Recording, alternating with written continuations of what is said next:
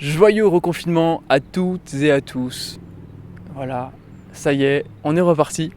Et ce qui est intéressant, c'est d'observer à quel point, en fait, l'extérieur a encore une influence sur notre paix intérieure. Et je te fais cette vidéo parce que hier, c'est ce qui s'est passé pour moi. Moi qui fais des vidéos et qui dit que voilà, enfin qui donne l'image peut-être d'être voilà, hyper en paix, hyper calme, hyper tout le temps.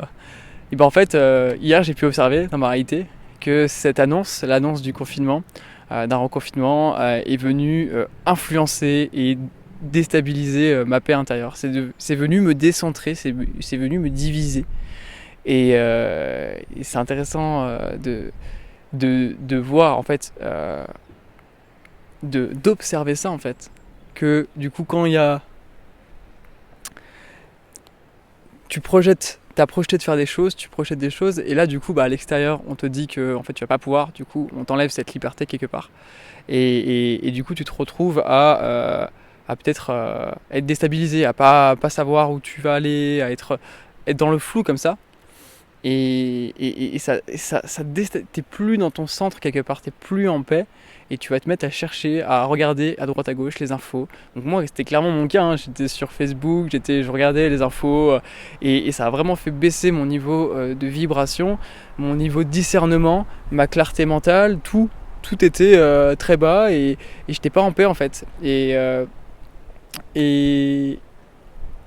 en fait, j'ai l'impression que quand on vit ce genre d'expérience, c'est vraiment que finalement, enfin là, ce qu'on est en train de vivre,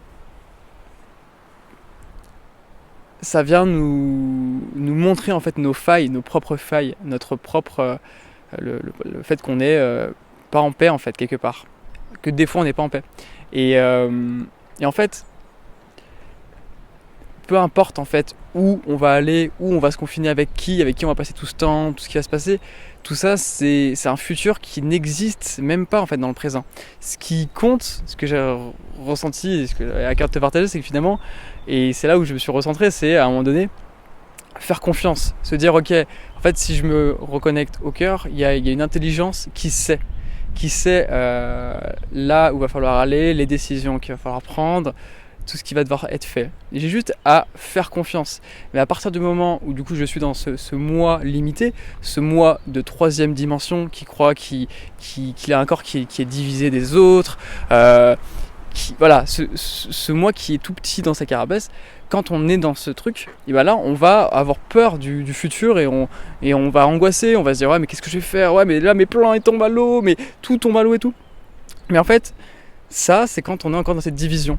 Et à partir du moment où du coup on pose le regard et on développe cette conscience de quatrième dimension, qui est une conscience reliée au cœur, quatrième dimension, hop, on passe du 3 qui est au niveau du plexus solaire au 4 qui est au niveau du cœur, là, tout s'ouvre en fait. Tout est, et on accède aux bonnes informations au bon moment. Et on n'a pas besoin d'aller tout le temps aller sur le réseau ou essayer d'avoir l'info à l'extérieur, parce que ça nous décentre. Et c'est ce que j'ai observé chez moi.